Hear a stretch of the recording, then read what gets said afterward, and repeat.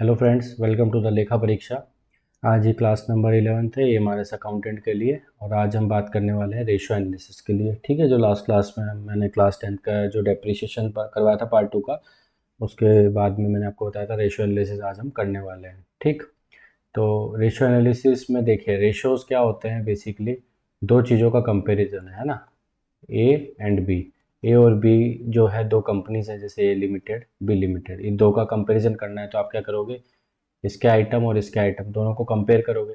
लेकिन हो सकता है कि इसके जो आइटम है वो 500 करोड़ के टर्नओवर के हैं और इसके आइटम 100 करोड़ के टर्नओवर के हैं। तो ये दोनों को क्या हम कंपेयर कर सकते हैं? डायरेक्ट कंपैरिजन हम नहीं कर सकते हैं। तो फिर हम क्या कर सकते हैं, हम रेशोज़ निकाल सकते हैं। रेशोज़ मतलब होता है ए अपॉन बी, यानी समथिंग अपॉन समथिंग। ठीक, तो उससे हमारा रेशो निकल के आता है। देन जब रेशो आएंगे तो इसके रेशो और इसके रेशो, इनको कंपेयर किया जा सकता है, बिल्कुल किया जा सकता है। ठीक है, आइदर वो परसेंटेज में होता है, आइदर वो टाइम्स में होता है, लेकिन कंपैरिजन किया जा सकता है। तो बेसिकली जो रेशो है, रेशो आपको क्यों हेल्प करता है? कंपैरिजन करने में हेल्प करता है। इतनी बात समझ में आ गई? इससे ज़्यादा अभी एएमआरएस अकाउंटेंट के लिए ज़रूरत नहीं है आपको जानने की। अभी हम सीधे कॉन्सेप्ट और क्वेश्चंस वो सब करेंगे, है ना। इसकी लगभग 5 क्लासें हम डालेंगे, ज़्यादा नहीं है, 20-25 मिनट की क्लासें डालेंगे। 5 क्लासों में हम इसको ख़त्म कर देंगे। ठीक है, तो चलिए आगे बढ़ते हैं। रेशोज़ एनालिसिस देखिए, रेशोज़ है ना, इन फाइनेंस की बात कर रहे हैं। कितने तरह के रेशो हमारे पास हो सकते हैं? रेशो, ये एक लाइन ड्रॉ करते हैं। पहले हमारे पास कौन से तरह के रेशो हो सकते हैं? लिक्विडिटी रेशो, लिख सकते हो चाहो तो, है ना। लिक्विडिटी रेशो, लिक्विडिटी रेशो का मतलब क्या हो गया? लिक्विडिटी रेशो का मतलब हो गया आपका आपका लिक्विड रेशो, है ना। लिक्विड रेशो जो होता है उसको करंट रेशो भी कहते हैं, है ना। Current asset upon current liability, ये फॉर्मूला होता है। एक बार के लिए मैं नाम ही लिख देता हूँ, इसको कंफ्यूजन हो जाएगा। ठीक है, यह हमारा हो गया आपका करंट रेशो। ओके, और सेकंड बात करते हैं आपका quick ratio. Quick ratio third होता है आपका कैश रेशो, इसको कैश रेशो भी बोलते हैं, या फिर इसको एब्सोल्यूट फॉर्म में है ये, इसलिए इसको एब्सोल्यूट क्विक रेशो भी बोलते हैं। ठीक, या फिर इसको एब्सोल्यूट लिक्विडिटी रेशो भी बोलते हैं। तो किसी भी नाम में अगर एब्सोल्यूट आ जाए अपने करंट में तो ये रेशो आप बोल सकते हैं। ठीक है, ये तो क्या हो गए, लिक्विडिटी रेशो हो गए। ठीक, उसके बाद में अपने सेकंड आते हैं सोल्वेंसी रेशो। ठीक है, सेकंड जो आते हैं हमारे सोल्वेंसी रेशो। अगर सोल्वेंसी रेशो हमारे सही नहीं हो तो क्या हो जाएगा, हमारे ऊपर दिक्कत आ जाएगी, इंसॉल्वेंट वाली स्थिति हो सकती है। ठीक है, तो सोल्वेंसी रेशो जो है उसमें हमारे पास में अलग अलग तरह के रेशो होते हैं, है ना। ठीक, जैसे हमारे पास होता है कैपिटल एम्प्लॉयड रेशो, कि आपकी जो कैपिटल एम्प्लॉयड कर रखी है आपने, उसका क्या रेशो। एक फेमस है ना, डेट इक्विटी रेशो, फॉर्मूला भी मैंने यही लिख दिया है इसका, इनडायरेक्टली डेट अपॉन इक्विटी। ठीक है, उसके अलावा आपका होता है नेटवर्थ रेशो, नेटवर्थ रेशो होता है। ठीक, उसके अलावा आपका असेट्स कवरेज रेशो होता है, डेट सर्विस कवरेज रेशो होता है। ठीक है, एक आपका होता है असेट्स कवरेज रेशो। ठीक, ये बातें हो गई। उसके बाद में सर्विस कवरेज रेशो। ओके, ये आपके हो गए सोल्वेंसी ratios.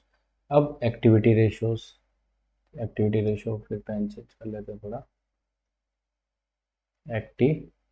Activity ratios, activity ratios क्या मतलब, एक्टिविटी, सेल परचेज, है ना, इन्वेंट्री, खरीदना बेचना, ये सारी चीज़ें।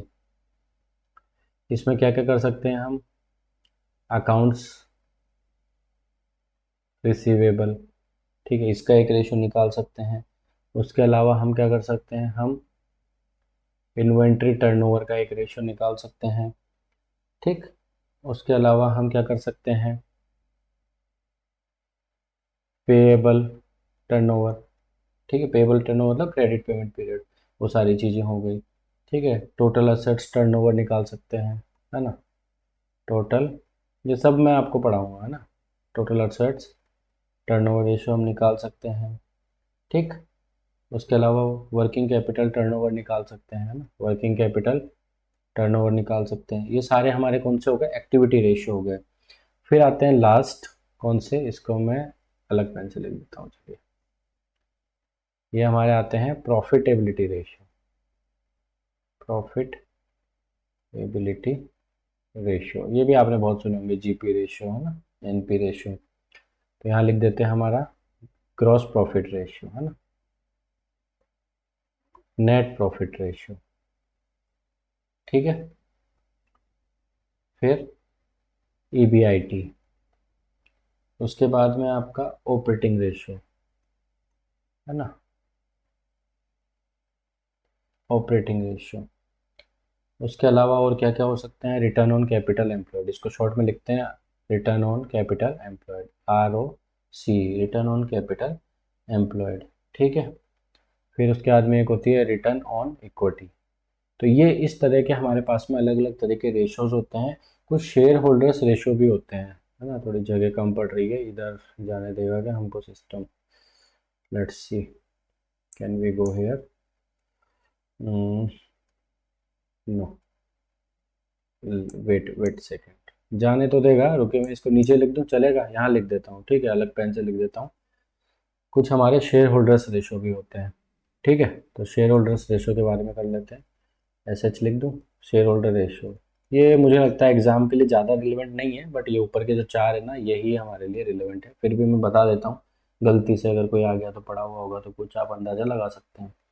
आपके पास में क्या हो गए, अर्निंग पर शेयर, ठीक है, अर्निंग पर शेयर हो गई। उसके अलावा आपके पास में हो गया पी, है ना, पी को क्या बोलते हैं, price earning ratio, price, P for price, E for earning, price earning ratio बोलते हैं।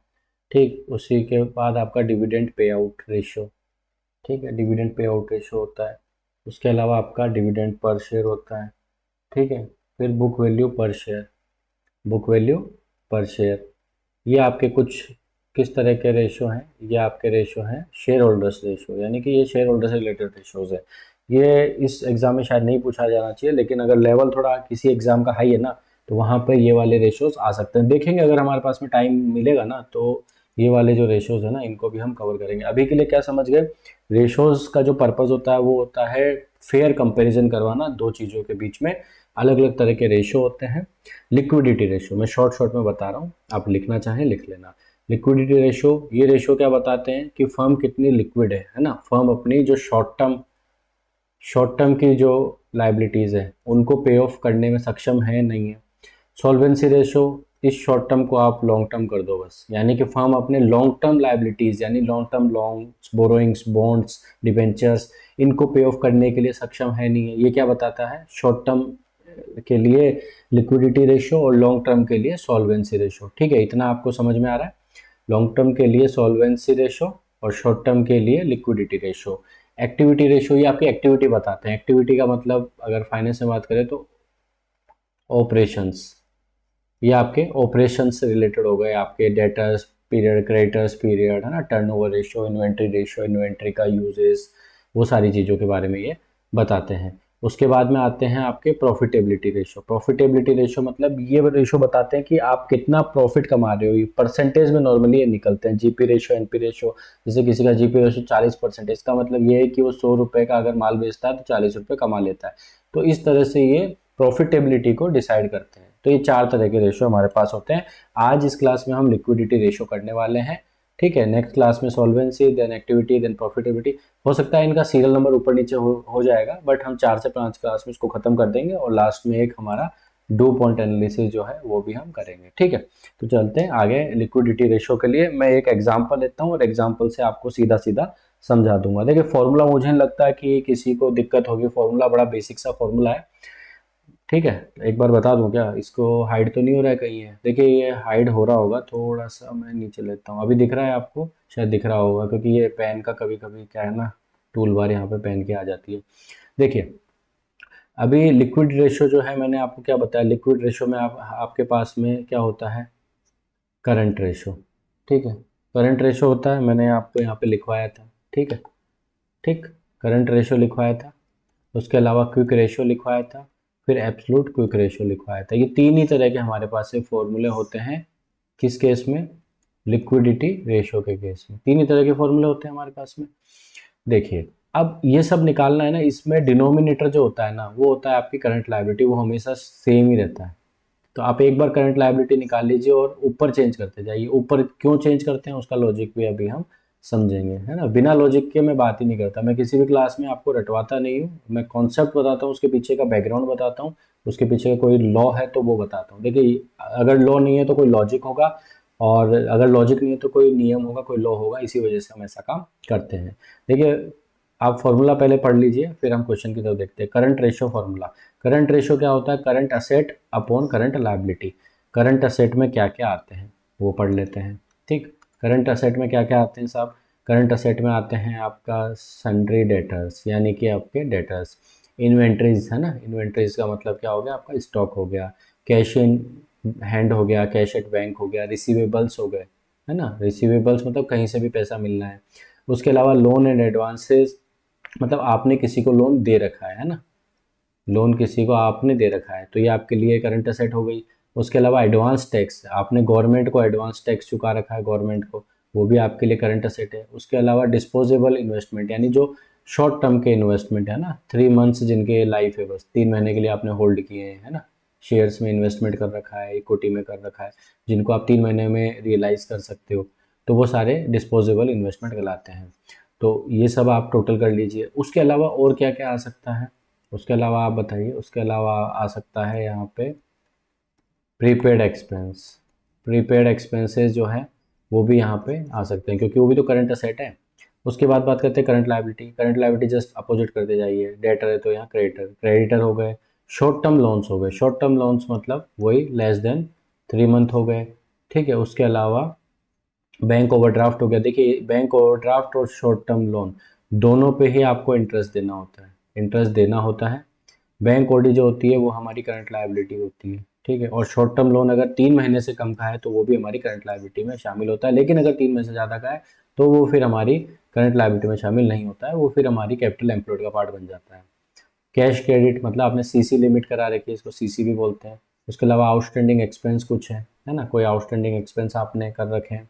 डिविडेंड पेएबल है, मतलब आपने डिक्लेयर कर दिया, आप पेमेंट करना बाकी है। उसके अलावा प्रोविजन फॉर टैक्स है ना। आउटस्टैंडिंग एक्सपेंस का मतलब हो गया कि आपने, मतलब क्या है कि एक्सपेंस जो है ना उसको पे करना बाकी है, उसको क्या बोलते हैं, आउटस्टैंडिंग एक्सपेंस। वो आपकी लायबिलिटी है, current liability. Provision for tax मतलब टैक्स मैंने कैलकुलेट कर लिया, अभी देना बाकी है, बट मेरी लायबिलिटी मैंने खड़ी कर ली। ठीक है, तो ये हमारे बेसिकली फॉर्मूला हो गए, फॉर्मूला हो गए, मतलब current asset upon current liability. लेकिन आपको पता होना चाहिए कि करंट असेट क्या है, करंट लायबिलिटी क्या है, क्योंकि अगर आपको करंट असेट करंट लायबिलिटी नहीं डिसाइड करना आएगा ना, तो फिर इस फॉर्मूले का कोई रिलेवेंस ही नहीं रह जाएगा। देखिए, ये जो फॉर्मूला है ना, ये बड़ा ईजी फॉर्मूला है ना। Current asset upon current liability सबसे इजी फॉर्मूला है, पूरे रेशियो एनालिसिस है ना, पूरे रेशियो एनालिसिस का सबसे इजी फॉर्मूला है current asset upon current liability. But you have to ascertain कि which are item to be added in asset और which are item to be deducted from the assets given, है ना। कुछ ऐसे item दिए जा सकते हैं आपको एग्जाम में जो कि करंट असेट ही ना हो, है ना। ऐसे खुला खुला आपको क्वेश्चन थोड़ी देगा, जैसे ये क्वेश्चन जो हमने यहाँ पे रखा है, ये क्वेश्चन ऐसा कैसा थोड़ी देगा, यहाँ पे आपको फिक्स असेट भी दे देगा, उसमें क्या है, आपको हटानी पड़ेगी। ऐसे ही आपको करंट लायबिलिटी का ज्ञान होना चाहिए। ठीक है, करंट लायबिलिटी का भी आपको ज्ञान होना चाहिए। देखिए, अगर आप ये चीज़ को याद रख लेंगे ना, ये चीज़ को याद रख लेंगे और समझ लेंगे कि ये शॉर्ट टर्म होती है, तो आपके यहाँ पे 3 फॉर्मूले बन के निकल जाएंगे। मतलब जहाँ पे भी करंट लायबिलिटी आपको कैलकुलेट करनी है ना, वहाँ पे आपको बेनिफिट मिल जाएगा, और इससे आपको जो है ना, आपके जो सॉल्वेंसी रेशो थे वहाँ में भी फ़ायदा मिलेगा। कैसे फ़ायदा मिलेगा कि हम जो टोटल जो क्रेडिट साइड है उसमें से लेस कर देंगे हमारी करंट लायबिलिटी, तो हमारी जो लॉन्ग टर्म लायबिलिटी है, लॉन्ग टर्म जो कैपिटल एम्प्लॉयड वो निकल के आ जाएगी, और सॉल्वेंसी रेशो में उसी का प्रयोग किया जाता है। तो करंट लायबिलिटी वाले फॉर्मूले के लिए सब कुछ यहाँ से इंपॉर्टेंट बनता है।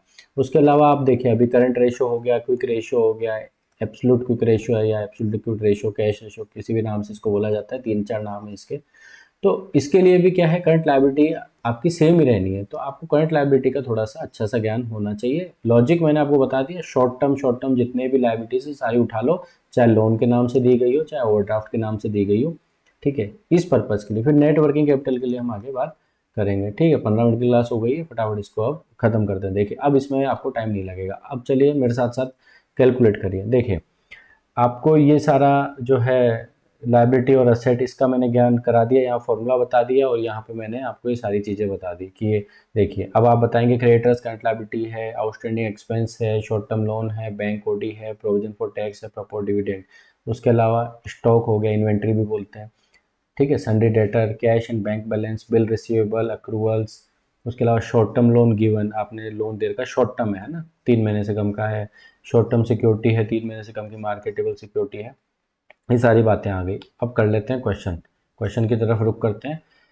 अपने को ये डेटा दिया हुआ है ना, ABC लिमिटेड है, डेटा दिया हुआ है हमारे पास में। जब ये डेटा हमारे पास में दिया हुआ है तो हमको क्या क्या निकालने हैं, यहाँ लिख लेते हैं, calculate current ratio, quick ratio and absolute quick ratio, ठीक। करंट रेशियो का फॉर्मूला क्या था, current asset upon current liability. अब करंट असेट यहाँ पे जोड़िए, देखिए इन्वेंट्री जुड़ेगा, जुड़ेगा, कैश एंड बैंक जुड़ेगा, जुड़ेगा, 2 लाख, डेटर्स 3 लाख, 2 और 3 5 लाख, तो करंट असेट आपकी कितनी हो गई, 5 लाख हो गई, ठीक है। करंट लायबिलिटी आपकी क्या हो जाएगी, क्रेडिटर्स जुड़ेंगे, बिल रिसीवेबल्स या बिल पेएबल, देखिए यहाँ पे क्या लिखा है, बिल रिसीवेबल, बिल रिसीवेबल मतलब क्या हो गया, ये आपका रिसीवेबल पार्ट है, ये रिसीवेबल पार्ट है, देख लीजिए ये रिसीवेबल है तो ये यहाँ जुड़ेगा, यानी कि दिस प्लस 30,000। उसके अलावा आपका क्रेडिटर 3.5 और ये 30, 380, 3,80,000 तो आपकी है करंट लायबिलिटी। यानी कि जब हम ये कैलकुलेट करेंगे quick ratio, absolute quick ratio, तो आपकी करंट लायबिलिटी आप ध्यान रखना आपकी ये 3,80,000 रहनी है, इसको बार बार कैलकुलेट करने की जरूरत नहीं है, अगर क्वेश्चन में तीनों तरह के फॉर्मूला आपसे करवा दे। तो आपकी करंट असेट अब क्या हो गई, 5,30,000। ध्यान रखिएगा बिल रिसीवेबल है ना, मैंने बोला था रिसीवेबल्स जो होते हैं वो आपको आपकी करंट असेट में लेने। अगर यहाँ बिल्स पेएबल लिखा होता, अगर यहाँ पेएबल होता तो ये क्या हो जाती, करंट लायबिलिटी हो जाती, ठीक है। तो 5,30,000 अपोन में क्या कर देंगे, 3,80,000, 3 से 3 जीरो काटिए, 1 से 1 जीरो काटिए। अब इसको आप जो है कैलकुलेट कर लीजिएगा, हम जो है इसको आपको एब्सोल्यूट वैल्यू में बता दे रहे हैं, ठीक है। ये एब्सोल्यूट वैल्यू हो गई 1.40 अप्रोक्स, ठीक है, 1.40। इसका मतलब क्या है कि फर्म की जो करंट असेट है, current asset are 1.4 times of current liability, यानी फर्म की करंट असेट करंट लायबिलिटी से 1.40 टाइम ज़्यादा है, ठीक है। और ये हेल्दी रेशियो भी है ना, 1.30 से 2। अगर क्वेश्चन पूछ ले, जैसे पूछेंगे नहीं, फाइनेंस के पेपर में पूछा जाता है, बैंक्स वगैरह के पेपर में, कि करंट रेशियो का हेल्दी फॉर्मूला क्या होता है, वो 1.30 से 2 तक होता है। तो ये तो हो गया हमारा क्या, करंट रेशियो, ठीक। अब क्विक रेशियो फटाफट करिए। देखिए क्विक रेशियो में क्या करेंगे, कुछ भी नहीं करेंगे, ऊपर छेड़छाड़ी करेंगे, नीचे सेम रखेंगे, ये ऊपर का चेंज कर देंगे, नीचे का सेम रहेगा। नीचे में क्या करेंगे, ये फॉर्मूला भी मैं चेंज कर देता हूँ, ठीक। फॉर्मूला में क्या हो जाएगा आपका, फॉर्मूला में हो जाएगा कि करंट लायबिलिटी तो सेम ही रहेगी, लेकिन करंट असेट में से अब आपको क्या करना है, क्विक रेशियो निकालना है। यानी कि अब आप इसमें से कौन सा ऐसा आइटम है जो तुरंत रियलाइज नहीं कर सकते। अभी हमने क्या किया कि करंट असेट देखी कि हमारे पास में कितनी थी, अब हम देख रहे हैं कि ऐसी कौन सी चीज़ है जिसको तुरंत हम पैसा में कन्वर्ट नहीं कर सकते हैं। तो यहाँ पर इन्वेंट्री है, यानी कि जो स्टॉक होता है, इस स्टॉक को आप मतलब इमीडिएट सेल नहीं कर सकते, है ना, इमीडिएट सेल नहीं कर सकते। बाकी कैश आपके पास पड़ा है, डेटर से आप तुरंत पैसा मांग सकते हो, है ना, बैंक से पैसा तुरंत निकाल सकते हो, बट इन्वेंट्री को आप तुरंत नहीं बेच सकते। ग्राहक आएगा, जैसे ही आएगा कस्टमर खरीदेगा तभी खरीदेगा। तो ये हमारा थोड़ा सा लिक्विड नहीं है ना, ये थोड़ा सा नॉन लिक्विड केस में आ जाता है, क्योंकि हम अभी क्विक की बात कर रहे हैं। तो हम क्या करेंगे, करंट असेट में से इन्वेंट्री ये घटा देंगे, ठीक है। तो करंट असेट हमने कितनी कैलकुलेट करी थी, 5,30,000, 5,30,000 कैलकुलेट करी थी। उसमें से जो हमारी इन्वेंट्री है 1,50,000, 1,50,000 हमारे 5,30,000 में से हम घटा देंगे, तो निकल के कितनी आ जाएगी हमारी, जल्दी बताइए। अरे यार इतना तो आप लोग क्या करो, अगर इतना भी आप खुद से नहीं करोगे तो फिर एग्ज़ाम में आपकी स्पीड नहीं आएगी, ये ध्यान रखना, ठीक है। तो आपकी ये क्या हो गई, इसको हम क्विक असेट भी कह सकते हैं। क्विक असेट हमारी क्या हो गई, 3,80,000, और करंट लायबिलिटी तो वही रहेगी 380, तो रेशो क्या निकल के आया 1। ठीक है, तो हमारा जो क्विक रेशो है वो निकल के आया 1। अब बात करते हैं एब्सोल्यूट क्विक रेशो। देखिए अब ये तो मैंने आपको बता दिया, अब इसमें से एक आइटम और हटा दो कि एब्सोल्यूट लेवल पे हम पहुंच जाए। कर सकते हैं नहीं कर सकते हैं? कर सकते हैं ना। ओके, ये 12-10% था। अभी देखिए हमने इन्वेंट्री हटा दी कि इन्वेंट्री को तुरंत नहीं बेच सकते, ठीक है सब, लेकिन ऐसा एक और आइटम हम ढूंढ सकते हैं जिसको आज खड़े खड़े हम पैसे में या मनी में कन्वर्ट नहीं कर सकते, मनी कन्वर्जन इसका नहीं हो सकता। क्या है वो है सन्ड्री डेटर्स। यानी डेटर्स से हम पैसा ले तो सकते हैं, लेकिन कोई हो सकता है 1 दिन में दे, कोई हो सकता है 10 दिन में दे, कोई हो सकता है दे ही ना। करेक्ट बात है ना। तो अब क्या करेंगे, ये सन्ड्री डेटर भी हटा देंगे और इन्वेंट्री हम पहले हटा ही चुके हैं। तो दोनों आइटम यहाँ से यानी कि 1,50,000 और सन्ड्री डेटर 3 लाख हटा देंगे, यानी कैश बैंक बस वही लेना है, तो डायरेक्ट भी हम ले सकते हैं। यानी absolute quick ratio will be आपका current asset minus inventory minus debtors या accounts receivable divide by current liability. Current liability तो सेम ही रहेगी ना, करंट लायबिलिटी में कोई डाउट नहीं है। ठीक है, तो ये क्या हो गया, आप चाहो तो इसको डायरेक्ट भी जो आपका कैश एंड बैंक है उसको लिख सकते हो। ठीक है, डायरेक्ट लिखोगे तो भी आ जाएगा आपका 50,000। करंट लायबिलिटी क्या थी, वो तो सेम ही रहेगी ना, मैंने क्या बोला था, वो बार बार काम आएगी, वो एक बार आप ठीक निकाल लीजिए, वो आपके बार बार काम आएगी। ठीक है, तो ये आपका क्या हो गया, ये आपका हो गया 0.13 टाइम्स। यानी आपके पास कैश एंड कैश इक्विवेलेंट जो एब्सोल्यूट फॉर्म में है ना, इन एब्सोल्यूट फॉर्म में जो कैश है आपके पास, चाहे वो कैश इन हैंड है चाहे वो बैंक में पड़ा है, वो आपका पूरी करंट लायबिलिटी का 0.13 टाइम्स है ना। अगर 100 रुपये आपकी लायबिलिटी है तो आपके पास में तकरीबन तकरीबन 13 रुपये कैश में पड़ा है कि आप पेमेंट कर सकते हो, उससे ज़्यादा आप नहीं कर सकते। तो 3 तरह के रेशो हो गए हमारे पास में। ठीक है, अगर आपसे कोई करंट रेशो का हेल्दी फॉर्मूला पूछ ले कि आइडल फॉर्मूला क्या होता है, 1.3 से 2 होता है। ठीक, क्विक रेशो में रिकैप करवा रहा हूँ मैं। ठीक है, और क्विक रेशो जो था उसमें क्या करते हैं कि करंट असेट्स में से आप सिर्फ अपनी क्या करो, इन्वेंट्री हटा दो। इन्वेंट्री क्यों हटाते मैंने बता दिया, क्योंकि उसको तुरंत हम बेच नहीं सकते।